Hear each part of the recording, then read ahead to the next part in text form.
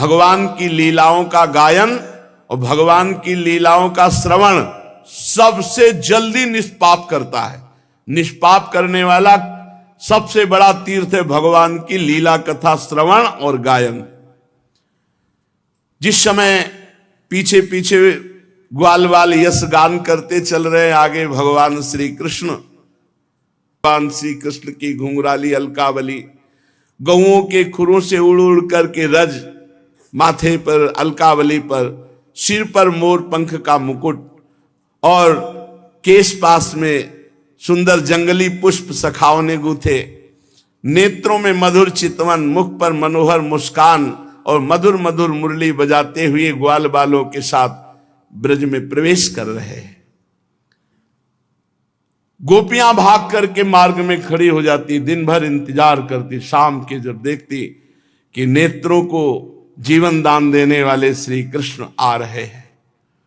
गोपियों ने अपने नेत्र रूपी भ्रमरों से भगवान के मुखारविंद का मकरंद रस पान करके दिन भर के विरह की जलन शांत की। भगवान ने भी उनकी तरफ प्रेम भरी चितवन से उनको सुख प्रदान किया।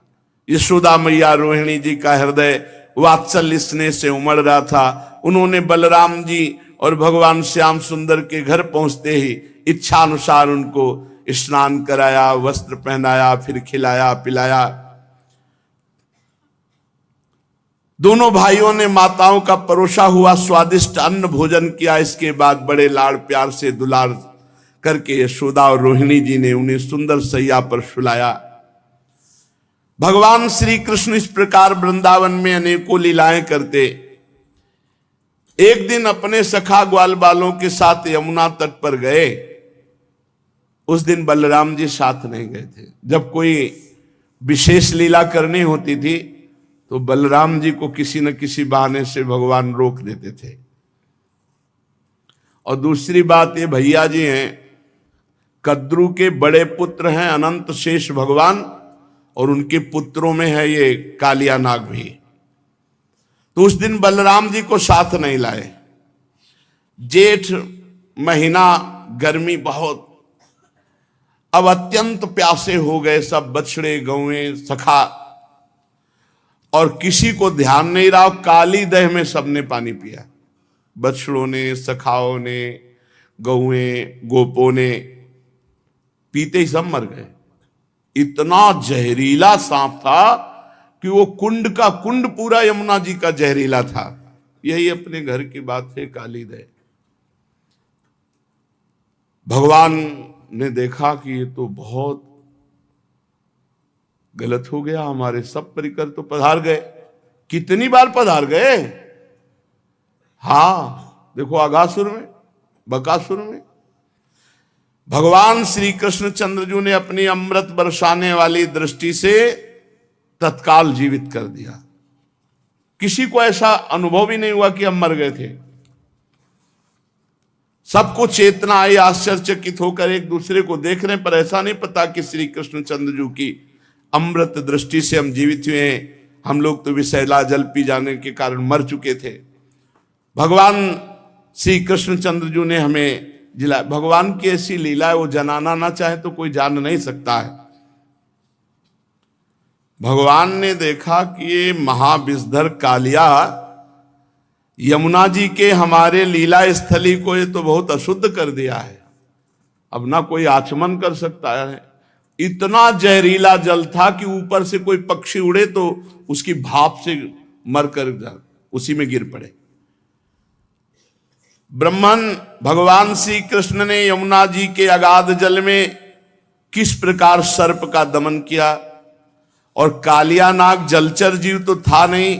ऐसी दशा में अनेक युगों तक यहां वृंदावन में काली दह में क्यों रहा। ब्रह्म स्वरूप महात्मन भगवान अनंत हैं, वे अपनी लीला प्रकट करके स्वच्छंद विहार करते हैं। गोपाल रूप से उन्होंने जो उदार लीला की वो अमृत स्वरूप है, उसका श्रवण करके बहुत सुख मिलता है। आप कृपा करके ये रहस्य वर्णन करें, यहां वृंदावन में क्यों रह रहा था ये कालिया। और कालिया कोई सांप, कोई जलचर जीव तो है नहीं, बराबर जल में ही क्यों रह रहा था। तो श्री सुखदेव जी ने कहा, परीक्षित, यमुना जी में ये विशाल कुंड है, इस विशाल कुंड में कालिया ने अपना निवास स्थान बनाया। इतना विषधारी था कि काली दह का पूरा जल ऐसे उबाल मारता था, खौलता रहता था। यहां तक कि उसके ऊपर उड़ने वाले आकाश में जो पक्षी हैं वो भी झुलस कर गिर के मर जाया करते थे। और उसके विषैले जल की नन्ही नन्ही बूंदें जब वायु ले जाती तो वृक्ष भस्म हो जाते आसपास के। ऐसा जहरीला सांप, एक छोटी बूंद भी जहां पड़ जाए वहां आग लग जाए, ऐसा जहरीला। पशु पक्षी लता वृक्ष सब नष्ट हो रहे थे आसपास के। भगवान ने कहा है मेरी लीला विहार स्थली, इस दुष्ट का तो दमन करना ही पड़ेगा। जब उन्होंने देखा कि सांप का विष का वेग बड़ा प्रचंड भयंकर है, विष ही इसका महान बल है और मेरी विहार स्थली यमुना जी दूषित हो गई है, तो भगवान श्री कृष्ण ने खेल रचा। आओ भाई सब कंदुक लीला खेलते हैं। और श्री दामा का कंदुक था, गेंद था, भगवान ने लिया सीधे घुमा के मारा, काली दह में गिरा। ए कन्हैया हमारा गेंद, जैसे बच्चे अब तो हमें गेंद चाहिए, तुझे गेंद चाहिए ना, मैं भी ला के देता हूं, चुप रहे। और भगवान ने फेंका इसीलिए था कोई बहाना मिले, और कमर में पीतांबर बांधी और संकल्प बनाया, एक कालिया अब भागना पड़ेगा तुझे, और ताल ठोकी और कूद गए जल पे। भयंकर विष, विष जल क्या विष एकदम। और भगवान के कूदने से जल और हिलोने मांगने लगा। 400 हाथ तक जल छिटका, जब अचिंत महाशक्ति भगवान ताल ठोक करके कूदे और मतवाले गजरात की तरह डूबते हुए मथते जाते थे जल को। भगवान की भुजाओं की टक्कर से बहुत जल में शब्द हो रहा था, सो रहा था कालिया काली दह में। आंख से सुनने वाले काली नाग ने वो आवाज सुनी, कौन आ गया इतना बलवान की जीवित मेरे देह में घुसाया।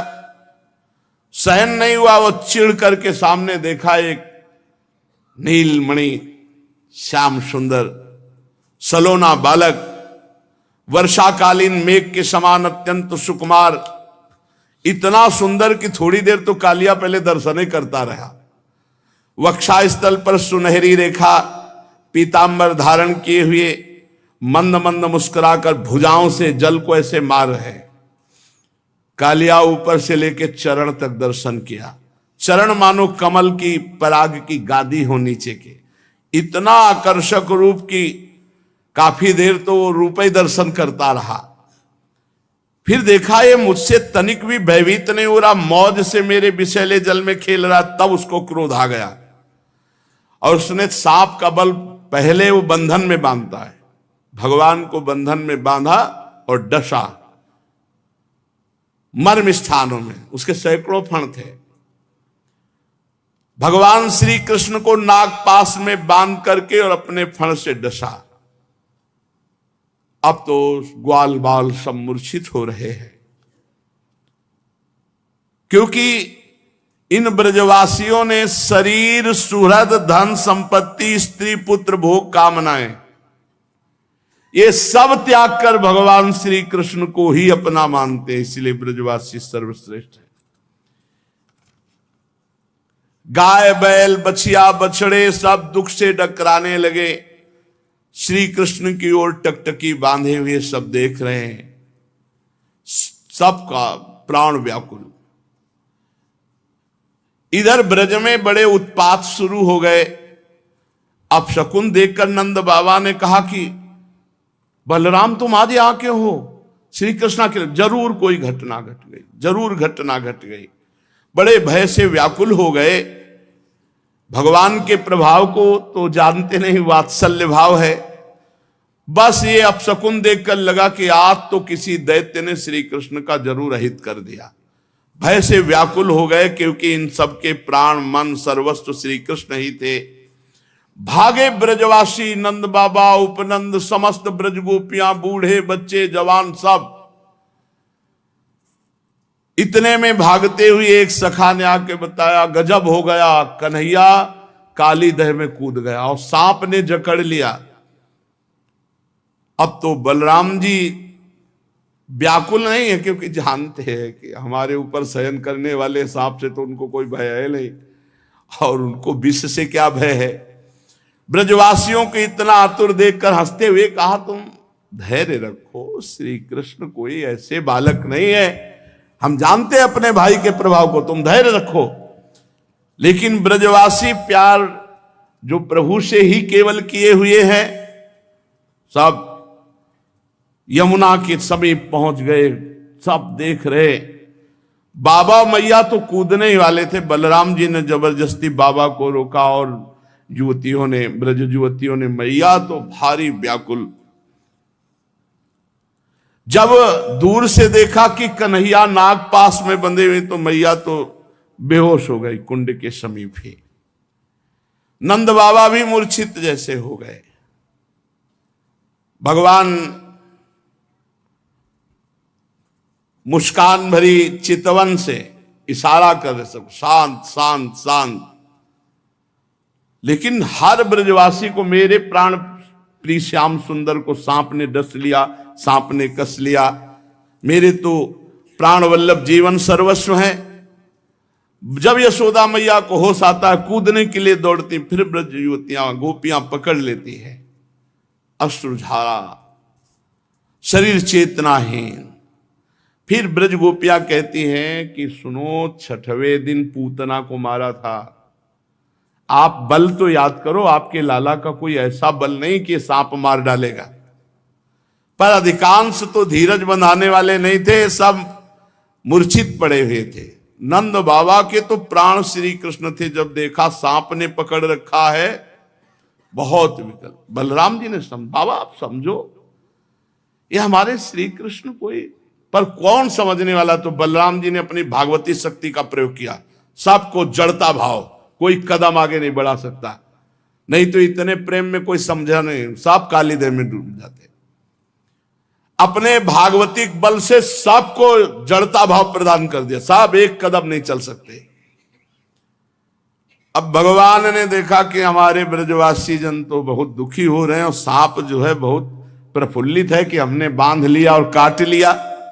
भगवान ने अपने शरीर को मोटा किया, जे हुई उसकी नसें टूटने लगी, छोड़ के अलग खड़ा हो गया।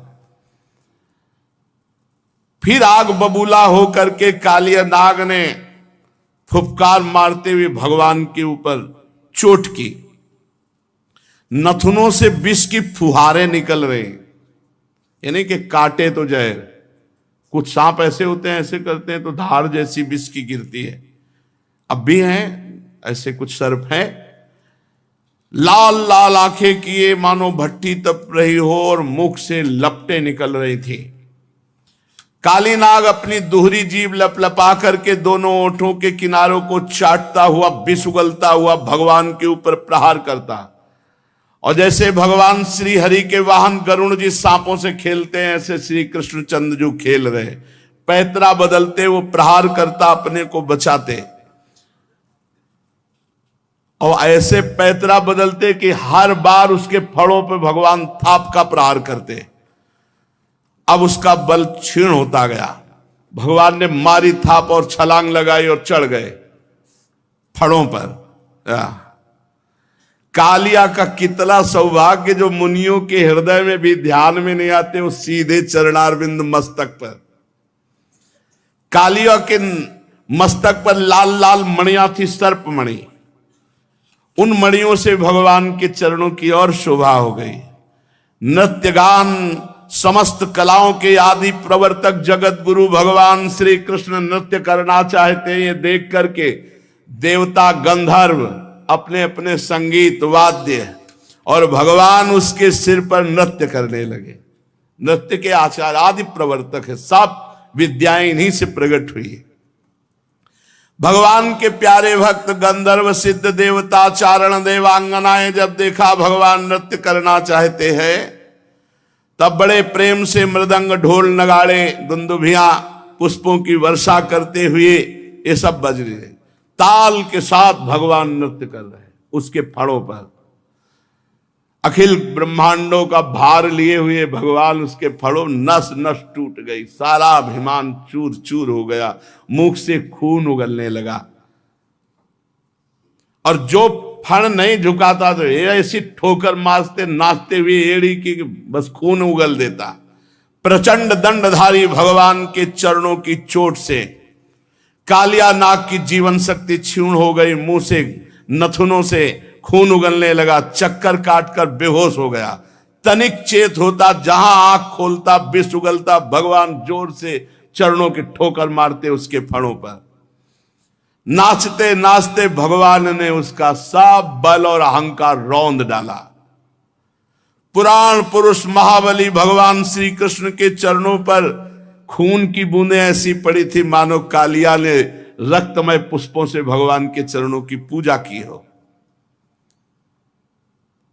तच्चित्र तांडव विरुगुण फलात पत्रो रक्तम मुखैरुर्वमन नृप भग्न गात्र स्मृत्वा चराचर गुरुम पुरुषम पुराणम नारायणम तमरणम मनसा जगाम।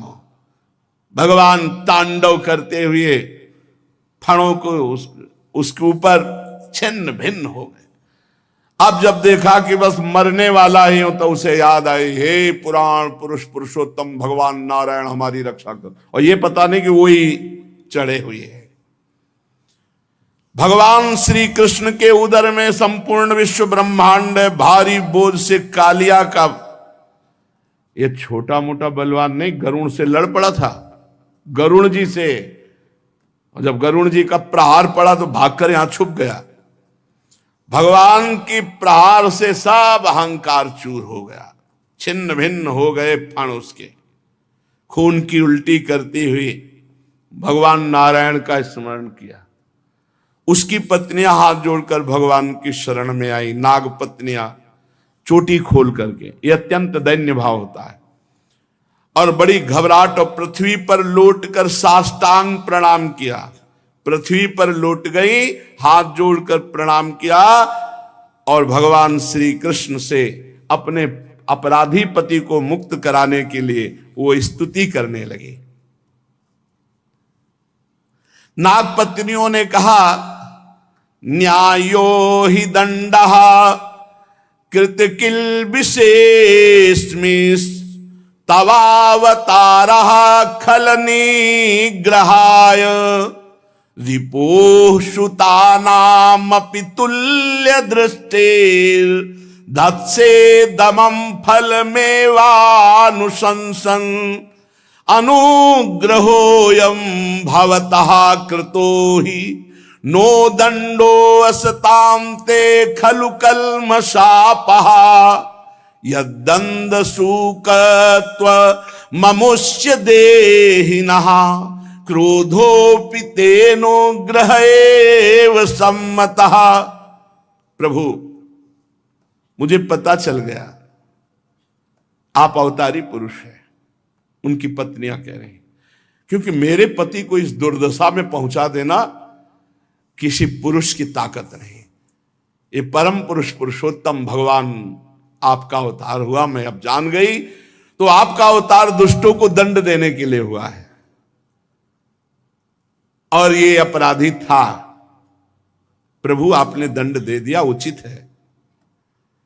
प्रभु आपकी दृष्टि में शत्रु और पुत्र का कोई भेदभाव नहीं, इसलिए आप जो किसी को दंड देते हो वो उसके पापों का प्रायश्चित कराने और उसका परम कल्याण करने के लिए। हम लोगों पर बड़ा अनुग्रह किया जो आपने दंड दिया। यह है भक्ति। यह तो आपका कृपा प्रसाद है, क्योंकि आप जो दुष्टों को दंड देते हैं उससे उनके सारे पाप नष्ट हो जाते हैं। यह अपराधी है, इसमें तो कोई संशय नहीं प्रभु, क्योंकि अपराधी ना होता तो ये सर्प योनि को ही न प्राप्त होता। अपराधी तो है ही, इसलिए हम सच्चे हृदय से आपसे प्रार्थना करते हैं कि आप अपने क्रोध का त्याग करके अनुग्रह कीजिए। यद्यपि आपका क्रोध भी अनुग्रह ही है। प्रभु, जरूर जरूर इस सर्प ने पूर्व जन्म में मान रहित होकर कोई बहुत बड़ी साधना आपकी की है। क्योंकि आपके चरणारविंद सीधे उसके माथे पे पड़ रहे, इससे बड़े और कौन तपस्वी हो सकता है। ये सब जीवों पर दया करते हुए कोई बहुत बड़ा भजन किया, धर्म किया, तभी तो आप संतुष्ट हुए हैं। आप सबके जीवन स्वरूप आप इसके माथे पे नृत्य कर रहे हैं, इससे बड़ा सौभाग्य क्या होगा। भगवान, हम समझ नहीं पा रहे कि हम जैसों की कौन सी साधना हो सकती है और कौन सी साधना का फल हो सकता है कि आपकी चरण धूलि का स्पर्श पाने के लिए बड़े बड़े तपस्वी लालायित रहते हो। आपके चरणों को प्राप्त किया। कितनी चरण रज दुर्लभ है कि स्वयं अर्धांगिनी लक्ष्मी जी भी बहुत दिनों तक समस्त भोगों का त्याग कर नियमों का पालन करते हुए तपस्या की। प्रभु, जो आपके भक्त है, चरण अनुरागी हैं, वो न नाक पृष्ठम न च सार्वभौमम न पारमेष्ठ्यम न रसाधिपत्यम न योग सिद्धि पुनर्भवम वा वांछन्ति यत्पादरजः प्रपन्नाः तदेश नाथाप दुरापमन्यैस्तमोजनिः क्रोधवशोऽप्यहीशः संसार चक्रे भ्रमतः शरीरिणो यदिच्छतः स्यात् विभवः समक्षः। नमस्तुभ्यं भगवते पुरुषाय महात्मने भूतावासाय भूताय